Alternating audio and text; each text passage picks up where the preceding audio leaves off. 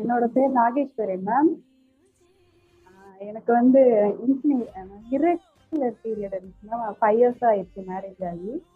Baby ஃபார்மே ஆகலை. அது என் friend மூலியமா இந்த இது வந்துச்சு.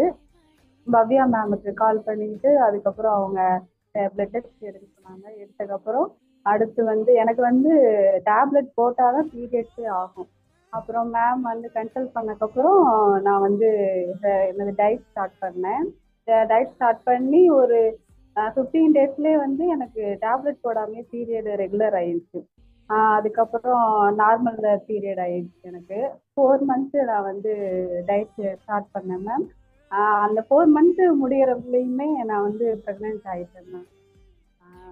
அதான் பவ்யா பவ்யா மேம் தான் மேம் நல்லா ஹெல்ப் பண்ணாங்க.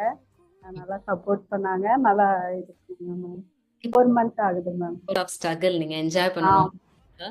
அண்ட் அதே போல பவ்யா விட்டுறாம நீங்க அவளுடைய டச்லயே இருங்க. So she will guide you like any thing.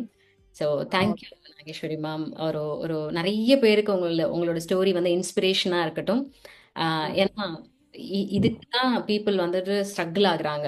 Weight loss அதெல்லாம் வந்து செகண்டரி. அவங்க ஆனாலும் அவங்களோட விருப்பம், ஆளனாலும் அவங்களோட விருப்பம். பட் ப்ரெக்னென்சிங்கிறப்போ ரொம்ப குரூஷியல்.